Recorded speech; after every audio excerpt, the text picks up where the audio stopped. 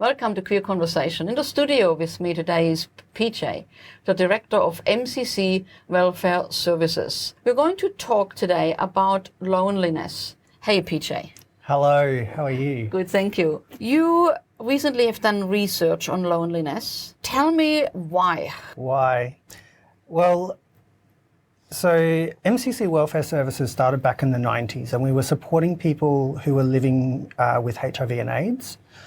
And fortunately now people are living and not dying in the same way that they were.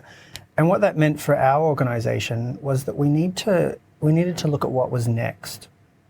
And so we spent a lot of time researching what is out there, what is the next big social issue for us to look at. And it was social isolation and loneliness.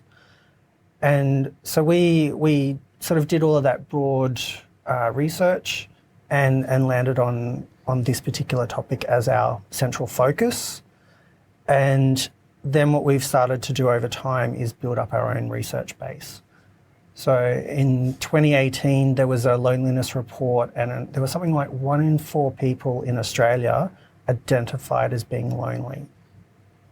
And then we've been running for the last couple of years a loneliness index survey. So we generally do that around Mardi Gras time. And the stats that we're finding almost align to that 1 in 4. We have a really small sample size at the moment though, so it's a bit harder to dissect that and really read into those numbers. But in essence, it's that 1 in 4 people, who identify. And it is a subjective feeling. Loneliness in and of itself is a normal human emotion. You'll be lonely at some times, and so will I. And the difference, though, when we talk about loneliness is more that chronic loneliness.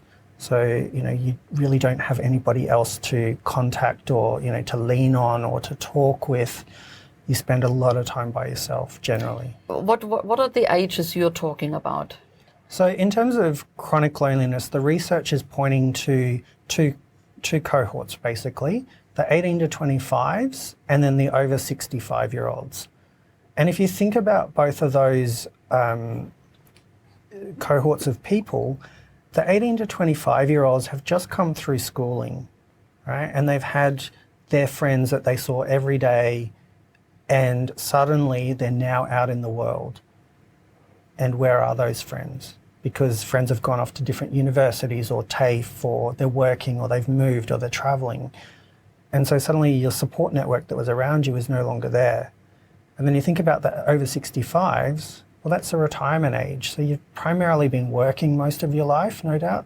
And suddenly that support base is no longer there for you. And people are questioning their identity. I worked in this organisation for 40 years and suddenly I'm no longer there. So who am I as a person? And so the research is calling out those two cohorts in particular.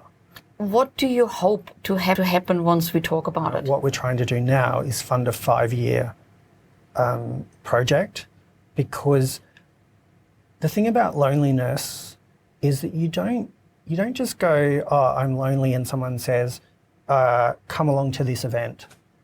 Oh, wow, loneliness is gone. It doesn't happen like that. Often in our community, there's a real, sometimes there's trauma, sometimes there are other issues that people need to work through. There's a really strong need for counselling and qualified counsellors. But people don't get access to that. They might get access to a few sessions with someone, but then if they can't afford it, well then that support falls away. So the solutions, I guess, for loneliness really is about building relationships with people. And that's, for me, why we want to make this a 5-year, longer-term project, because you actually need to, first of all, find the people who are lonely. And where are you going to find those? Likely health professionals. So someone will go to the doctor because they've got a pain in their toe. They don't really have a pain in their toe, but they just want to have a chat to someone. The GP is pretty easy. Go in and spend a bit of time with them, talking about a complaint that may or may not exist. Or they go to their other health professionals. just so that they can have someone to talk to. So there's a big thing around social prescribing now. So where doctors say, I'm not going to give you a pill for your pain in your toe, but I'm going to ask you to go and see, this, or go and get involved in a volunteer organisation and use some of your time that way. And so for us, the solution really is about getting that qualified person. Some people just need a couple of interactions, introduced to the right people or the right organisations or the right groups, and then they're off and they're running. Other people might need a lot more support. If you're unemployed, you're applying for all the jobs that you think you're qualified for and plus, and then you're constantly being told you're not good enough. That has a really big impact on your self-esteem. And so for us, having that skilled professional that can diagnose, for want of a better word, what you need and how to support you, that's what we want to do. And then hopefully over time, we move people through a service continuum. So it's the one-on-one relationship. And then it might be a small group thing. So, a few unemployed people, for example, getting together and building up their self-confidence and helping them with their interview skills to sell themselves. And then moving them along to connect with social groups. And then, they'll be on their own going again. So that's for us what we see as the solution, and what we're working towards. It's a slow and steady race in this one. Funding is next to non-existent. The thing that I find really fascinating, and I would love to see what this tells us as we go into this project, is living in Sydney, people have anything and everything on their doorstep. And yet it is so easy to stay behind your front door and not go out into the world. People think that regional and rural locations, that isolation and loneliness is, so much more. Well, it is, but it's different. In Sydney, you can, as I say, when we were doing the project in 2018, we looked at if I want to connect with community, how do I do that? Well, I can go pretty much anywhere on a night time. There'll be a group, a bar, sort of thing available. I can do that similarly on the weekends, but there was nothing Monday to Friday, 9 to 5. So that's what we built our project around, to try and fill that gap of the daytime stuff. But what we ended up finding was nobody came during the day, but we had people coming at night. And that for me was a really big eye-opener around that. So there's been a number of documentaries over the last couple of years, and I refer to the ABC one, older people's homes for 4-year-olds and for teenagers. And they demonstrated that you've got all of these elders of our community sitting at home and not connecting with people, because maybe ill health and medical conditions might impact that. So they're not connecting. But then you've got these 4-year-olds who don't necessarily have grandparents. So what they did was they brought them together, and then they brought teenagers and older people together. And so those intergenerational opportunities, and we talk about our community, we lost a whole generation. So, PJ, what's the difference between loneliness and isolation? Well, loneliness is, it's a human emotion, right? So we all have that. But generally it's involuntary and unwanted. It's, it's that feeling of, I don't have anyone to share this with. Isolation is a situation. So, take, for example, I get COVID, I have to isolate for 7 days. So therefore I'm isolating, I can't go out in the community. Isolation could be because of mobility or accessibility. You can't leave the house because you can't walk long distances. So you're therefore isolated.